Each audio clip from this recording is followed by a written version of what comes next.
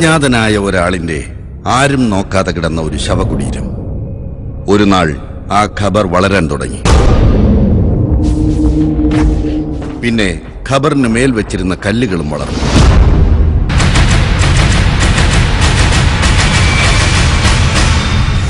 കാട് വെട്ടിത്തെളിച്ച ഒരു കോൺട്രാക്ടർ ചോര കണ്ടു മടങ്ങി. പേരിന് പോലും ഒരു മുസൽമാനെ കാണാനില്ലാത്ത ഒരിടത്ത് ഹിന്ദുക്കൾ സംരക്ഷിക്കുന്ന ഒരു ഖബറിന്റെ കഥയാണിത്.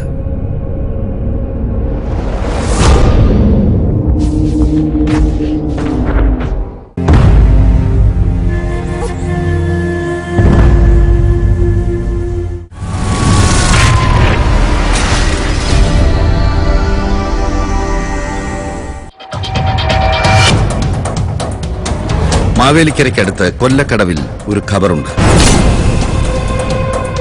നൂറ്റാണ്ടുകളുടെ പഴക്കമുള്ള ഒരു ഖബർ. ഖബർ വരുത്തുന്നത് ഇത് നൂറ്റാണ്ടുകൾക്ക് അപ്പുറമുള്ള ഖബറാണ്. അത് ഖബർ കല്ലും ആ ഖബറൊക്കെ വളർന്നുകൊണ്ടിരിക്കുകയാണ്.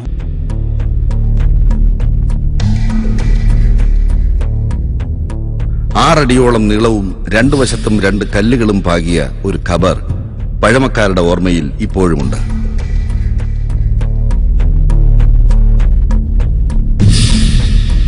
അന്നിവിടെ ഓടിക്കളിച്ചിരുന്ന പലരും ഇപ്പോഴും ഇവിടെയുണ്ട്.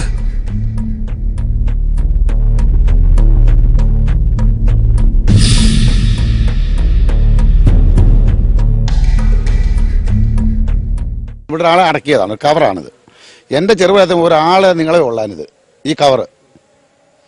ഈ ലോകത്തുള്ള എല്ലാ ഹിന്ദു വിശ്വാസികളും എല്ലാ മതവിശ്വാസികളും ഏറ്റവും കൂടുതൽ ആചരിക്കുന്ന ഒരു കവറാണിത്. ഞാൻ കാണുമ്പോൾ ഒരു 7 അടി 8 അടി നീളമേ ഉള്ളൂ. കവറ് അന്നധികം സാധാരണ അപ്പുറത്ത് കാണുന്ന കവറിനേക്കാൾ ഒരു സ്വല്പം കൂടെ കിളരം ഉണ്ടായിരുന്നു. കിളരം എന്ന് പറഞ്ഞാൽ ഒരു 2 അടി കിളരവും 2.5 അടി കിളരവും ഉള്ളായിരുന്നു. നീളം അന്നൊരു 8 അടി 9 അടിയെ കൂടുതലില്ലായിരുന്നു. എവിടെ നിന്നോ വന്ന ഒരാൾ ഇവിടെ എങ്ങനെ വന്നുവെന്നോ എന്തിനു വന്നുവെന്നോ ആർക്കും അറിയില്ല. അറിയുന്ന കാലം മുതൽ ഈ ഖബർ ഇവിടെയുണ്ട്.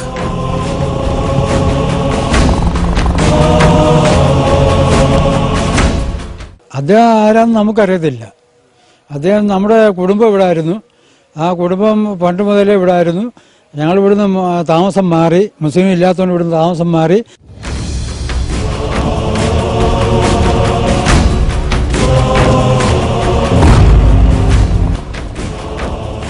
കാതോലി ബാവ എന്നൊരു ഔലിയ ആണത്രേ ഈ ഖബറിൽ അന്ത്യവിശ്രമം കൊള്ളുന്നത്. അതും പറഞ്ഞു കേട്ട ഒരു കഥയും വിശ്വാസവും മാത്രം.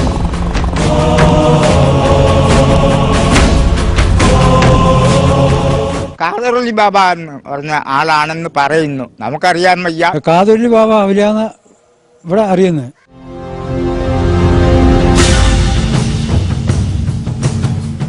പണ്ട് മുതലേ മുസ്ലിങ്ങൾ തീരെ ഇല്ലാത്തൊരു പ്രദേശമാണിത്. ആകെ ഉണ്ടായിരുന്ന മലയപ്പള്ളി കുടുംബക്കാരാകട്ടെ ഇവിടം ഉപേക്ഷിച്ചു പോവുകയും ചെയ്തു.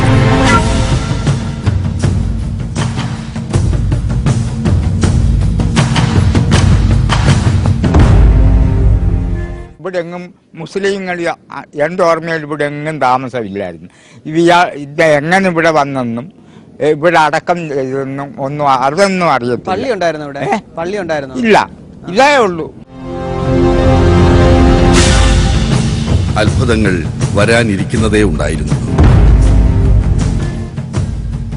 ഒരു നാൾ കാതോലി ബാബയുടെ ഖബറിടം വളരാൻ തുടങ്ങിയത്രേ.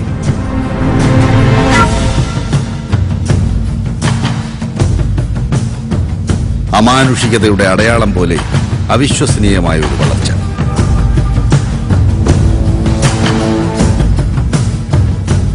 ഞങ്ങളിപ്പോ ദിവസം വരുന്നുണ്ട്. ഓരോ ദിവസം ചെല്ലും തോറി കവർ വളരുകയാണ്. കാലും വളരുന്നുണ്ട്, തലയും വളരുന്നുണ്ട്, കവറും വളരുന്നുണ്ട്. പ്രത്യക്ഷത്തിൽ ചേട്ടൻ എത്ര വർഷം കൊണ്ടാണ് ഇത്രയും നീളമുള്ള ഒരു ഖബർ ഉണ്ടായതായിട്ട് തോന്നിയത്? എനിക്കിപ്പോ ഏകദേശം ഒരു 25 വർഷം ശേഷമാണ് ഇത്രയും നീളത്തിൽ ഞാൻ കാണുന്നത്. പെട്ടെന്ന് വളരുകയാണോ? പെട്ടെന്ന് വളരുകയാണ്. ഇതുകൊണ്ട് ദൈവത്തിന്റെ ഇതുകൊണ്ടാണ് വളർന്നുകൊണ്ടിരിക്കുന്നത്. ഇവിടെ അടങ്ങിയിരിക്കുന്ന ആ ഔലിയാടെ ഇതുകൊണ്ടാണ് വളർന്നുകൊണ്ടിരിക്കുന്നത്.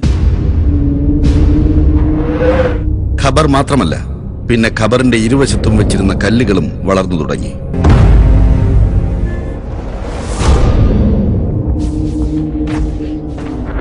കല്ലിനു പോലും ജീവൻ വയ്പ്പിക്കുന്ന ഒരു കറാമത്തിന്റെ കഥ നാടാകെ പരന്നു.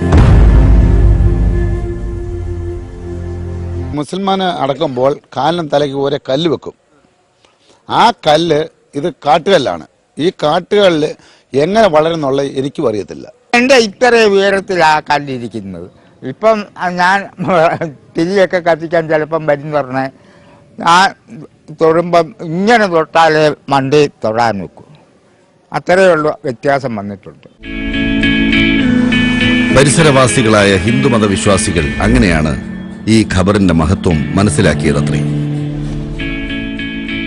അവർ സംഘം ചേർന്നെത്തി ഇവിടം വൃത്തിയാക്കി. ഖബർ സംരക്ഷണത്തിനുള്ള നടപടികളും തുടങ്ങി.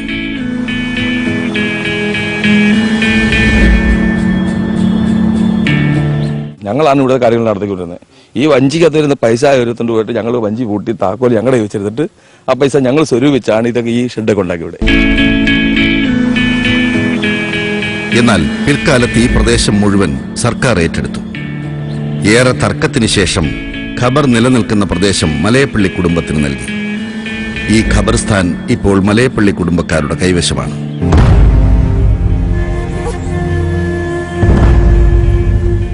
ഈ സർക്കാർ ഏറ്റെടുത്തു. അപ്പോൾ ഇത്തരം സ്ഥലം ഖബർ നമ്മുടെ അവലിയ ഉള്ളതുകൊണ്ട് അവർ തിരിച്ചിട്ട് അവർ പോയി. എനിക്ക് ഓർമ്മ എളുപ്പം പോലെ പള്ളിയായിട്ടല്ല, ഇതൊരു കാവായിട്ട് ഇങ്ങനെ വളർന്നു വരികയാണ്. ഓരോ ദിവസം ചെല്ലുമ്പോൾ അത് ഓരോ ഇഞ്ച് വളർന്നുകൊണ്ടിരിക്കുകയാണ്. പക്ഷേ ഈ പള്ളിയുടെ ഫലം ഈ മലയാവള്ളിക്കാരൻ കിട്ടിട്ട് പിന്നെ ഇപ്പം ഇവർ ഈ രണ്ട് സഹോദരങ്ങൾ വന്ന ശേഷമാണ് ഇപ്പം ഇത്രയെങ്കിലും ഒരു രൂപമാക്കി വന്നേക്കുന്നത്.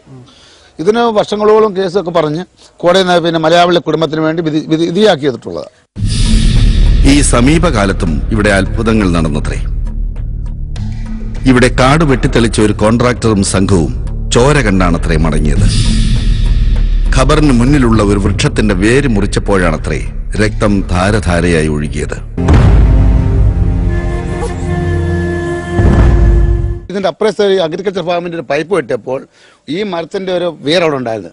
ആ വേര് മുറിക്കരുതെന്ന് പറഞ്ഞപ്പോൾ അത് കൂടാതെ അന്ന് നിന്ന കോൺട്രാക്ടർ വെട്ടി.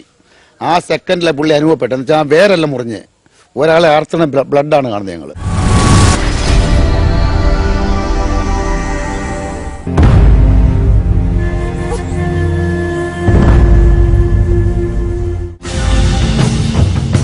രക്തം കണ്ടതോടെ കോൺട്രാക്ടറും സംഘവും ഭയചകിതരായി മടങ്ങിയെന്നാണ് കഥ.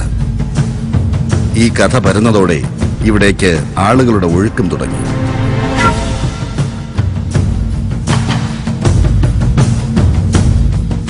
എനിക്ക് കേട്ടതേ ഉള്ളൂ. എൻ്റെ മുസ്ലിം ഫ്രണ്ട്സൊക്കെ ഉണ്ട്, അങ്ങനെ അടുത്തുള്ള ഫ്രണ്ട്സ് ഉണ്ട്. അവർ പറഞ്ഞിട്ടുണ്ട് ഇവിടെ നല്ല വിശ്വാസമുള്ളതെന്ന്.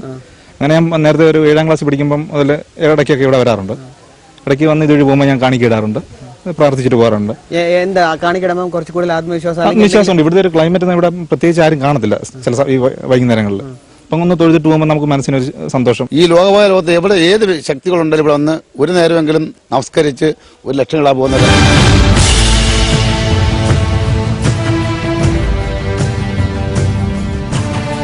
ഈ ഖബറിന്റെ പരിസരത്തു തന്നെ കരിനാഗം വസിക്കുന്നതായും ഈ നാട്ടുകാർ വിശ്വസിക്കുന്നു. സർപ്പത്തെ കണ്ട പലരുമുണ്ട് ഇവിടെ. ഇവിടെ കരിനാഗമാണ് വസിക്കുന്നത്. കരിനാഗം. കഥകളും വിശ്വാസങ്ങളും ഇങ്ങനെ പരന്നതോടെ നാടിന്റെ നാനാഭാഗത്തു നിന്നും വിവിധ ജാതി മതസ്ഥർ ഇങ്ങോട്ട് ഒഴുകി തുടങ്ങി. ഇവിടെ വന്ന് വിളിച്ചാൽ ആ വിളിക്ക് ഉത്തരം കിട്ടുമെന്ന ഒരു വിശ്വാസവും പ്രബലമായി. ഇവിടെ നമ്മൾ ആരൊരാളൊരു അഭയം പറഞ്ഞാലും ഈ കവറിനെ സംബന്ധിച്ച് ആർക്കും അതിനുള്ള പ്രയോജനം ചെയ്തു കൊടുക്കുന്ന കവറാണിത്. ഹിന്ദുവെന്നോ മുസൽമാനെന്നോ ക്രിസ്ത്യൻസെന്നോ യാതൊരു ജാതിഭേദമില്ലാത്തൊരു കവറാണിത്. അതിന് യാതൊരു മാറ്റവുമില്ല. ഇവിടുത്തെ എല്ലാ ജനങ്ങളും ഒരുപോലെ വിശ്വസിക്കുന്ന ഒരു കവറടക്കമായി.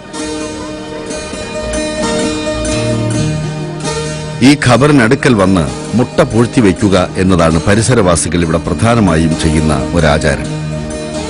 100 കണക്കിന് ആളുകളാണത്രേ പ്രതിദിനം ഇതിനായി ഇവിടെ എത്തുന്നത്.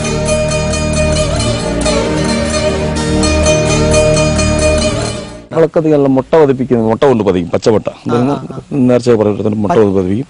പിന്നെ തിരി കത്തിക്കും, മെഴുകുതിരി കത്തിക്കും. നേരത്തെ ഈ കവറിലായിരുന്നു മെഴുകുതിരി കത്തിച്ചോളൂ, ഇപ്പം മാറ്റി പുറത്താക്കി. പച്ചമുട്ട ഖബറിനോട് വെക്കുന്നത് ഓരോരുത്തർക്കും വിശ്വാസമല്ലേ. അപ്പൊ ആ പച്ചമുട്ട വെച്ച് കഴിഞ്ഞാൽ മുട്ട പതിച്ചു കഴിഞ്ഞാൽ കാര്യം പറഞ്ഞത് നേടുമെന്നാണ് പറയുന്നത്, സാധിക്കും എന്ന് പറയുന്നത്.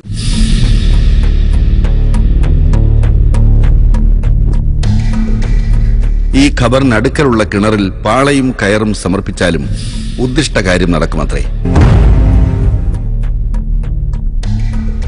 ഇവിടത്തെ വെള്ളം ഔഷധ ഗുണമുള്ളതാണെന്ന് ഒരു കഥയും നിലവിലുണ്ട്. പലരും നേർച്ച പറയുന്നത് പാളയം കയറുക.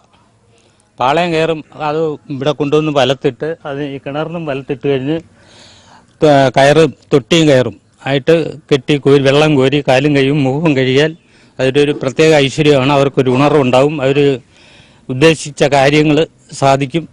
സാധിച്ചിട്ടുണ്ട്, എനിക്ക് വരെ സാധിച്ചിട്ടുണ്ട്. ഇങ്ങനെയുള്ള ബാധ തന്നെയല്ല, മറ്റു പല നമുക്ക് എന്തെങ്കിലും കളഞ്ഞു പോകുന്ന സാധനം തിരിച്ചു കിട്ടുന്നുണ്ട്.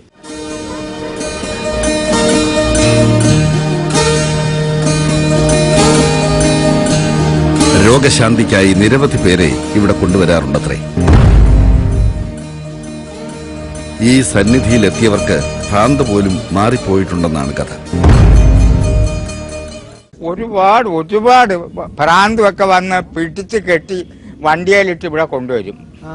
ഭ്രാന്താണെന്നും പറഞ്ഞ് ഇവിടെ കൊണ്ടുവന്ന് എല്ലാം കുറെ കഴിഞ്ഞ് അവരോട് എല്ലാം കഴിഞ്ഞിട്ട് ലാസ്റ്റിൽ ഇവിടെ ഇവിടെ ഇവിടെ കാണുമോ ആരുണ്ട്, അയാൾ തലേന്ന് 2-3 മുടി പിഴുന്നത് കാണാം.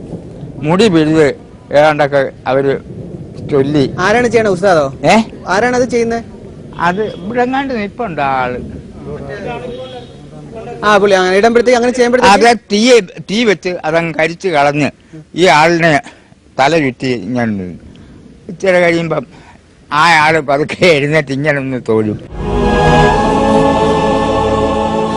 ഈ ഖബറിൽ അന്ത്യവിശ്രമം കൊള്ളുന്ന ഒരാളെ മനസ്സിൽ ധ്യാനിച്ചു പോയാൽ ഏത് പാതിരാത്രിയിലും കൂടെ ഒരാൾ ഉള്ളതുപോലെ തോന്നുമത്രേ.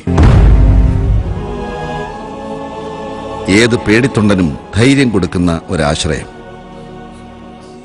സമയങ്ങളിൽ നമ്മൾ രാത്രിയിൽ നടന്നു വരുമ്പോൾ നമുക്ക് എൻ്റെ കവറിനെ കാത്തിരക്ഷിക്കണമെന്ന് പറയാം. നമ്മുടെ പുറകെ ഒരാൾ നടന്നു വരുന്നതാണ് നമുക്കറിയാം. പക്ഷെ ആളെ കാണാൻ പറ്റുന്ന പോലുമില്ല.